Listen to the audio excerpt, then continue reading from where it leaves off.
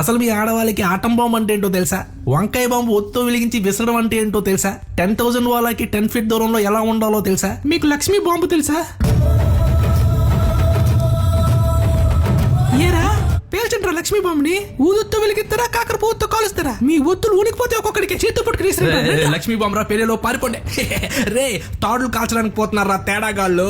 రే ఆ పిల్లకాయలు పేలుతున్నారా? చుచ్చుబుడ్డి చీదిందనుకో రే, చెవిలో దూదులు పెట్టుకుని డ్రామా కంపెనీ చూసుకోండి. బయటకు వస్తే ముక్కులో పెట్టుకోవాలి దూదులు. రే మన డైపర్ వేసుకునే ఏజ్ లో డాడీ పుట్టుండరా, వాడు డబ్బా ఇస్తున్నాడు. పిల్ల పిచ్చుక పేలిందనుకో రే, మీకు దమ్ముంటే చుచ్చుబుడ్డి చేత్తో వెలిగించట్రా. దమ్మా కర్రకి కాకరపువ్వు కట్టే భూచక్రం వెలిగించే బ్యాచ్ల వాళ్ళు పెరికి పందులు. రే సిసింద్రి సింహారెడ్డి సెల్ఫీలు తీసుకొని స్టోరీలో పెట్టుకోవడం కదరా, నీ సరుకు పట్టుకొని స్ట్రీట్ లో చూసుకుందాం నీ పటాకాయలో నా పటాకాయలో.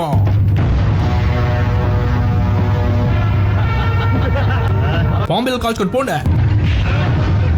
మాకు 10 ఏళ్ళు ఉన్నప్పుడే పాకెట్ మనీతో గన్ పౌడర్ కొనుక్కొని కిల్లి బాంబులు కట్టిన టాట్రిక్ బాంబులు చుట్టిన మాకు బాంబులు బయోగ్రఫీ చెప్తున్నావురా.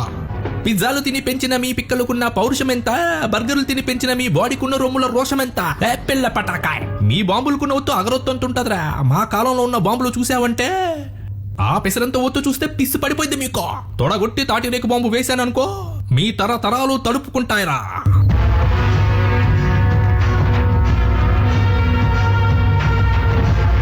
ఆఫ్టర్ ఆల్ కాకరపోతే ఏం కొంటానన్న? ఆఫ్టర్ ఆల్ కాకరపోతా ఆఫ్టర్ ఆల్ కాదు సార్. భారతదేశంలో బొడ్డోడ్ నుంచి బొడ్డ అయ్యేంత వరకు భయం లేకుండా కాల్చే ఒత్తులు సార్. చుచ్చుబుడ్లని, విష్ణు చక్రాలని, భూచక్రాలని, పాంబిల్లని, తారాజోవులని, 10,000 వాలాలని, రాకెట్లని, ఇలా ఎన్నో వెలుగులకి కారణమవుతుంది సార్ మా కాకరపు ఒత్తు. దీపానికి ఒత్తెలుగో దీపావళికి కాకరపు ఒత్తు సార్. దయచేసి డబ్బా కొనుక్కోండి.